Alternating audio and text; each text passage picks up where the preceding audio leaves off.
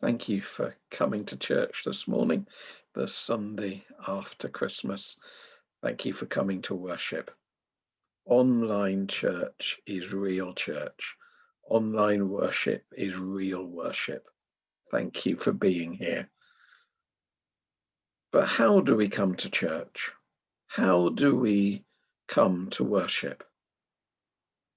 I want to take that story of the shepherds and a few words from that epistle we heard as well, and give you three ideas for how we might come to worship in 2021, as well as this morning.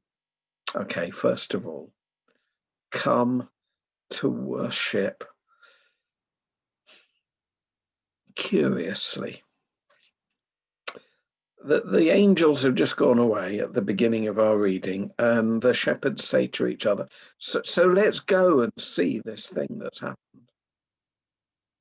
They had curiosity, and that's what took them to Bethlehem. The angels didn't say you better go to Bethlehem, otherwise you'll be in real trouble. The angels didn't say you'd better go to Bethlehem because there'll be something in it for you. They said an amazing thing has happened in Bethlehem, and the shepherds said to each other, let's check it out. They had eyes open in wonder. And that's how the chain goes. It starts with wonder, and then it leads you to curiosity.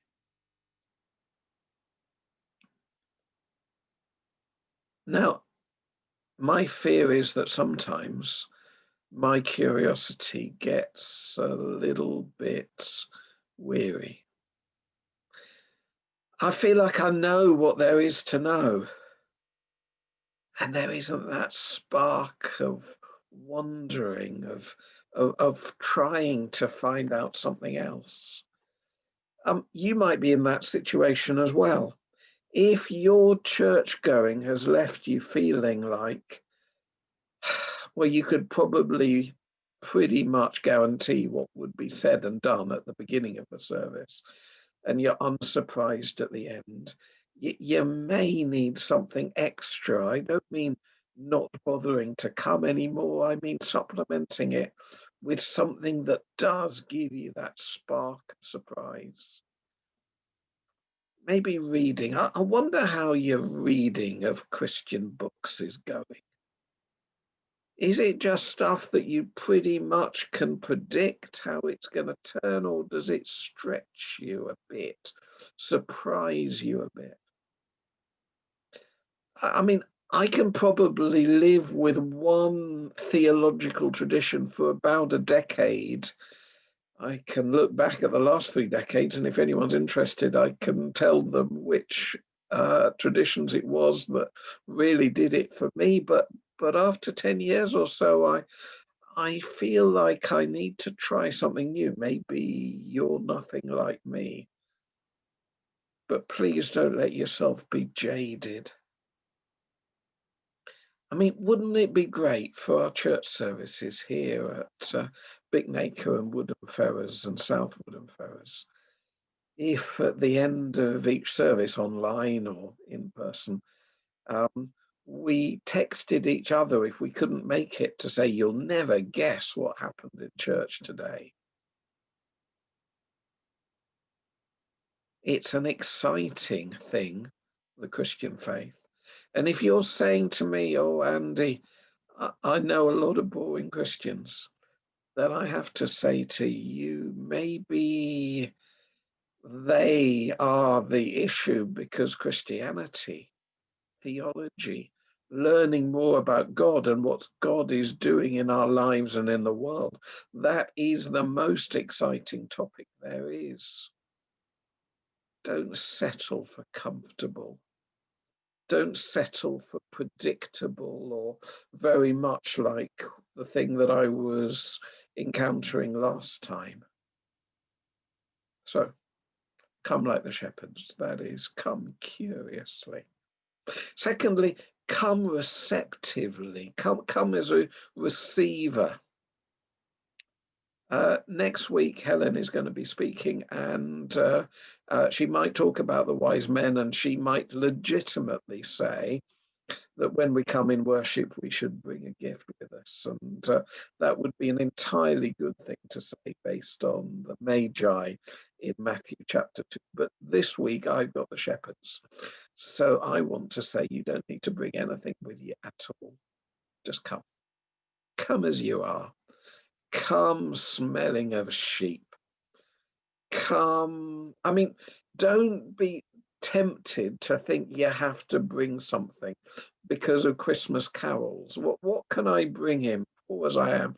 If I were a shepherd, I would bring a lamb. Well, no, because the shepherds were not a cooperative, they were employees. If they bought a lamb, they'd be in real trouble because it wasn't their lamb. And while I'm at it, if you happen to have been given a drum kit this Christmas, please do not come to a newborn infant and his or her mum and dad just wanting to play a drum. I don't care what Christmas carols they are, you will be turned away. It will not be welcome. Just come as you are. Don't feel you need to bring anything. The shepherds didn't. They just came because they were curious. Christmas is all about gifts, but first and foremost, it's not about us giving gifts to God or to each other. It's about God giving to us. The baby was the point.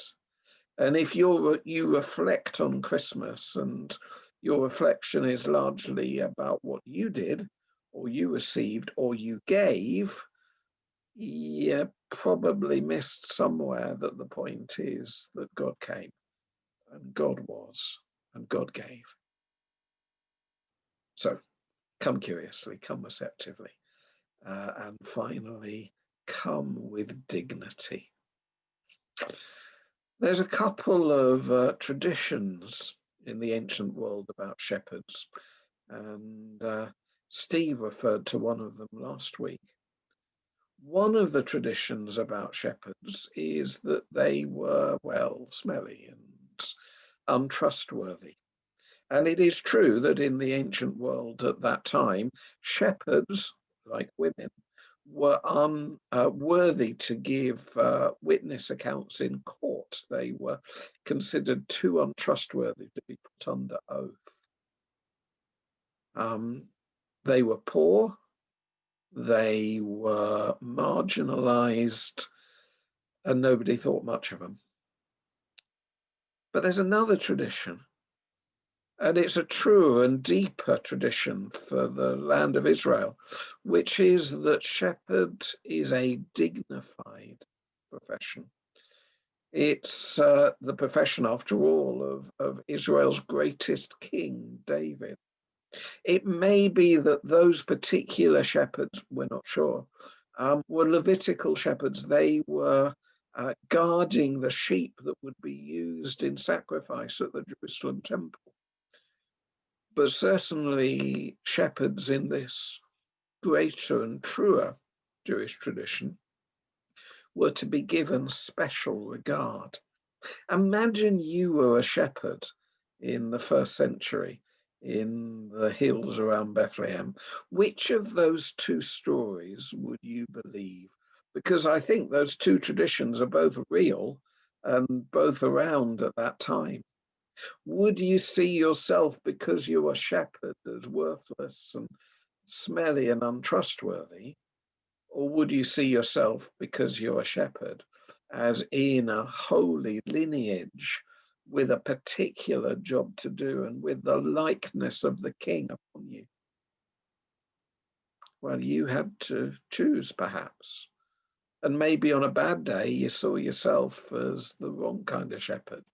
And on the right day, you took your dignity in your hands like your staff and lived accordingly. Well, if that's true for shepherds back then, it's true for you and me now. How do you see yourself as you come to worship? Do you see yourself as, well, Meister Eckhart, writing in the 14th century, said that there are two natural ways for people to approach God. We can approach him like a merchant. God, I will give you something, but I expect you to give me something in return. We haggle with God. And Eckhart said, that won't really do. If you see God as a fellow merchant, you need to learn to see him as a friend. And in the presence of God, you have nothing to bring. And in this sense, it doesn't matter whether he's got anything to bring either. If any gifts are given, they are given freely, not to earn anything from the other. It's just you being you in the presence of God being God. And Meister Eckhart said, well, the other way that we naturally approach God, if we don't approach him like a fellow merchant, we approach him like a master, and we are like a slave. We are cringing before him. And Eckhart said, no, well, that won't do either. Come not as a slave, but as a child of God. And that's what our epistle from Galatians said, that a sign of the Holy Spirit upon us is that we relate to God not as slaves, but as children, as the much loved children of God. I really hope the shepherds came to the stable. Maybe it wasn't a stable, not sure. It was a manger, that much is clear. They came, I hope, realizing they had nothing to give, their hands empty, but also came with a certain dignity that they had, not through their goodness, but through God's decision, been counted worthy to be there.